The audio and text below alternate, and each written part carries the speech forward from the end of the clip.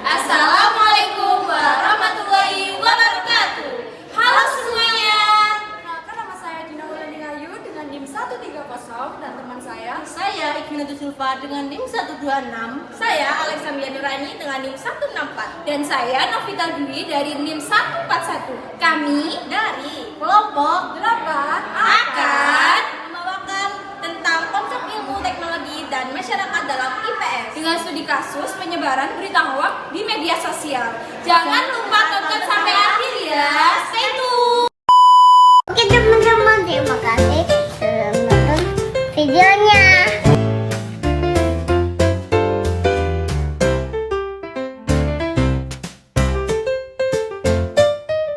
Pemirsa, di tengah kepanikan gempa yang mengguncang siang tadi, sejumlah foto-foto hoaks juga beredar.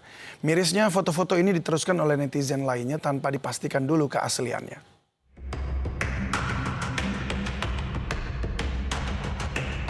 Di tengah kekhawatiran warga yang dilanda kepanikan saat gempa terjadi siang tadi, ada saja oknum-oknum yang menambah kepanikan dengan menyebar foto-foto tidak benar alias hoaks.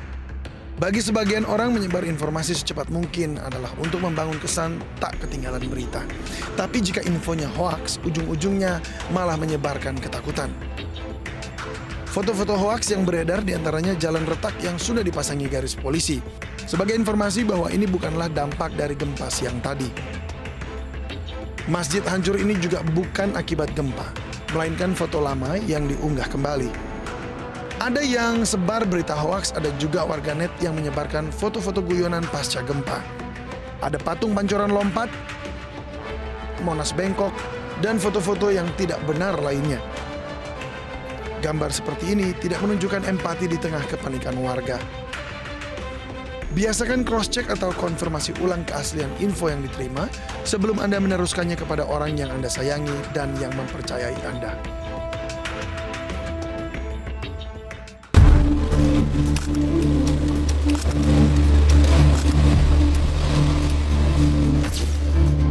Gen Z minim literasi, emang benar? Yuk, mari kita bahas. Halo Gen Ranger, salam Genbeng.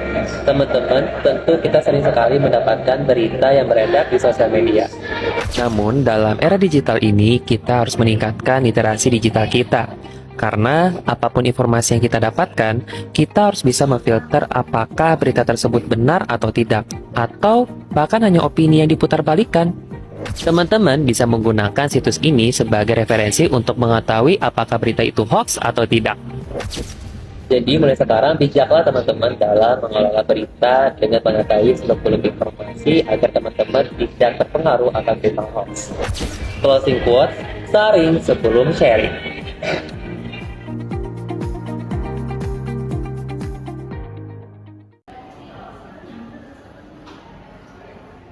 Lihat tentang pada video beredar kain laut tiba-tiba misterius hilang. jangan sembarangan, kamu lihat cek kebenarannya, jangan sembarangan menyimpulkan. Ini sudah tersebar di mana-mana loh. Ya, tapi kamu cari osek kebenarannya, jangan mudah terbawa berita hoax. Lihatin dah, aku punya video edukasi biar kamu nggak terpengaruh. Nah, coba Berita hoax, lihat. lihatin dah.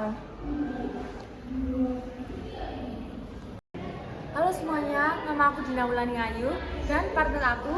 Halo semuanya, perkenalkan nama aku Alexandria Nuraini. Kami di sini akan menggali lebih dalam lagi tentang isu penyebaran hoax dan kami memiliki narasumber yaitu Halo semua, perkenalkan nama aku Novita Zimri Billy, boleh disapa Zimri. Dan aku adalah mahasiswa aktif Ilmu Komunikasi angkatan 2023 dan aku di sini sebagai narasumber yaitu sebagai winner Duta Visipol 2024. Baik, kita akan memulai sesi wawancara. Boleh. Yang langsung saja ya Kak ya, boleh. Pertanyaan yang pertama yaitu sebagai influencer, apa tanggapan dari Kak Zimbri tentang penyebaran berita hoax? Oke, sebelumnya disclaimer, aku belum bisa dibilang sebagai influencer, tapi aku ya content creator, aku aktif di sosial media, tidak hanya di Instagram, juga TikTok, juga Facebook. Aku aktif di sana dan menurut aku ya namanya penyebaran berita hoax itu tidak bisa dibenarkan dan pasti akan menjurus ke dampak yang negatif, tentunya merugikan berbagai pihak. Karena kita tahu ya, penyebaran berita hoax itu bukan cuma berita, tapi juga bisa kayak penipuan online, dan itu sangat merugikan. Di daerahku saat ini masih menjadi tempat yang masih menyesuaikan diri dengan platform sosial media dan lain-lain. Jadi yang namanya penyebaran berita hoax berupa penipuan itu masih sangat-sangat gampang gitu, mudah masuk ke mereka gitu, dan itu kasusnya banyak banget di tempatku. Dan menurutku itu sangat-sangat merugikan. Dan ya berita hoax berdampak negatif, tidak hanya merugikan, juga membuktikan bahwa kita masih minim literasi. Kita sebagai masyarakat Indonesia itu belum sangat kritis mendalami berita-berita yang ada, dan juga kita belum bisa melihat satu isu dari berbagai perspektif gitu menurutku. Nah, kan Kak Zimbi ini sebagai content creator nih. Lalu menurut Kak Zimbi sendiri, apa faktor penyebab munculnya konten hoax di media sosial? Mungkin penyebabnya ya, karena mungkin bisa dilihat dari ketika orang-orang misal yang penipuan. Nah, tentu orang-orang yang menyebarkan berita hoax adalah orang-orang yang ingin mencari keuntungan, yang mana keuntungannya itu hanya untuk dirinya saja gitu, tanpa memikirkan orang lain bakal rugi gitu. Dan faktor penyebab terjadinya berita hoax itu juga karena yang tadi saya katakan, karena kita masih minim literasi, kita masih belum begitu kritis menghadapi sebuah isu, dan yang paling penting adalah kita terlalu menerima sebuah informasi atau isu itu secara mentah gitu, tidak melihat dari berbagai perspektif. Jadi Indonesia ini berarti masih itu ya Kak ya, perlu edukasi tentang literasi berarti. Betul, karena bisa dilihat ya, kalau sekarang tuh berita-berita yang hoax itu lebih cepat booming dibanding berita yang real, yang benar-benar gitu. Kalian merasa nggak? Iya. Itu ya Kak ya, minim literasi ya Kak ya. Iya betul, karena dapat dilihat juga ya, sekarang tuh berita-berita hoax tuh jauh lebih booming, cepat booming dibanding yang fakta gitu, yang benar-benar terjadi. Karena itu kita kurang literasi, kita kurang menerima kenyataan juga kadang. Kadang kan berita hoax sudah hot-hotnya nih, terus tiba-tiba ada berita yang realnya, jadi kayak kita susah menerima itu. Jadi yang menurutku yang fake ini akhirnya lebih booming dibanding yang beneran gitu, yang fakta. Jadi gimana menurutnya Kak Zimbi cara agar kita itu bisa tidak minim literasi lah? Gimana menurut? Mungkin sadari ya, kalau khususnya nih buat teman-teman aku generasi muda semuanya, sadari kalau peran kita itu sangat penting untuk perubahan. Karena yang namanya mungkin yang baby boomers ya, generasi mereka itu mereka masih perlu menyesuaikan diri dengan sosial media, dengan platform yang ada. Jadi menurutku kita yang harus berperan di sana. Kita yang memberi mereka informasi kalau ini tuh hoax, ini tuh beneran gitu. Jadi sadari kalau peran kamu penting. Dengan kamu menyadari peran kamu penting, kamu bakal tahu kamu bakal bermanfaat buat siapa aja gitu. Dan pentingnya literasi supaya setidaknya SDM kita dinilai berkualitas lah gitu. Selanjutnya yaitu menurut Kak Zimbi, apa yang bisa dilakukan untuk mengurangi dampak negatif untuk berita hoax yang terjadi sekarang? Oke. Of course, be kritis guys. Kritis. Jangan lupa melihat perspektif dari berbagai arah. Kalian nggak hanya bisa melihat sebuah berita atau mencari tahu sebuah berita tuh dari media.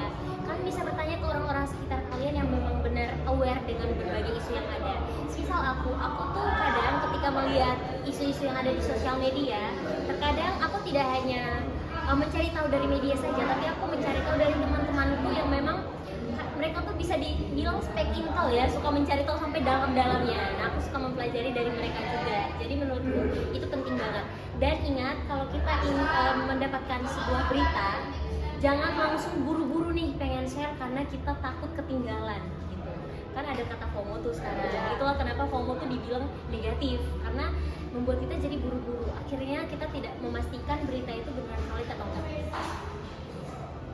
Yang FOMO ya? Iya. Jangan selalu ikut-ikut. Iya, boleh ikut-ikut asal udah digali dulu. Jangan buru-buru asal. Apa yang Kak Zimbi lakukan untuk memantau berita hoax? Yang pastinya yang aku lakukan, pastinya yang tadi ya, aku mencari tahu lebih dalam, melihat dari berbagai pandangan. Tidak hanya mencari tahu di media, tapi aku juga mencari tahu dari teman-temanku yang memang udah tahu secara mendalam. Dan juga aku tidak buru-buru dalam men-share sesuatu. Misal menyuarakan tentang isu perempuan yang diperlakukan atau kekerasan terhadap perempuan, aku tidak langsung ikut men-share itu, karena sekarang kan di Instagram tuh ada story yang bisa kita share kembali kan, nah yang kita bisa repost. Nah menurutku kita cari tahu aja dulu lebih dalam, jangan terburu-buru. Kita bakal tetap bisa menyuarakan asalkan kita sudah mengetahui itu secara dalam. Itu satu langkah kecil loh yang bisa berdampak besar. Contohnya, menurut Kak Zimri nih, apakah menyebarkan berita hoax termasuk kejahatan cybercrime? Oke, mungkin perlu diketahui dulu ya, cybercrime itu kan bentuk kriminal di sosial media.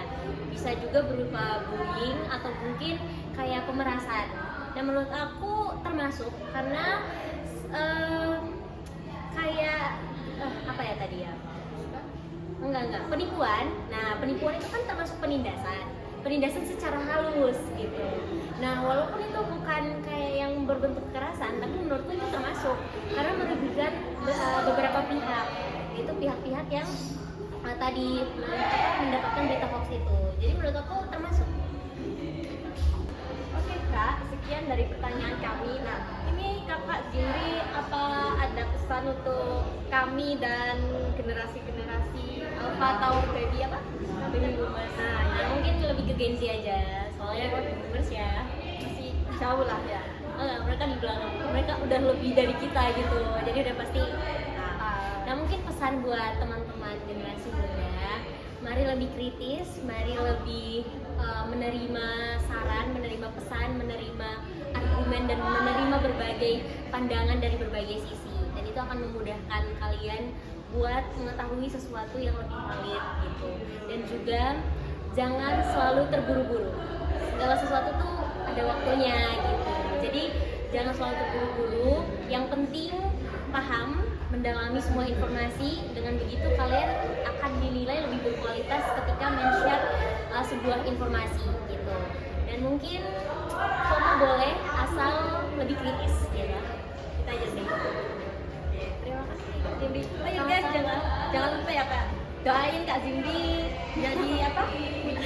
Di Unesa ya guys ya. Amin. Terima kasih Kak IG-nya Kak. Oh iya, IG aku @novita_suzimri. Nanti taruh sini ya guys ya. Siap. Makasih banyak. Terima kasih Kak. Bye bye. Setelah melihat video tersebut, apa pelajaran yang bisa kamu ambil dari video tersebut? Jadi saya menyimpulkan dari adanya video tersebut, untuk masyarakat terutama Gen Z jangan mudah terpengaruh dengan adanya berita hoax. Kalian harus menelaah lebih lanjut mana berita yang benar dan mana berita yang salah. Oh iya, karena kan di Indonesia ini masih minim literasi, jadi kita sebagai anak muda harus bisa memberikan pengaruh yang baik untuk kedepannya. Terima kasih sudah menonton video kami. Mohon maaf apabila terdapat salah kata yang disengaja maupun yang tidak disengaja, karena kita hanya manusia biasa. Ya sebenarnya hanya Mbak Esa. Dadah!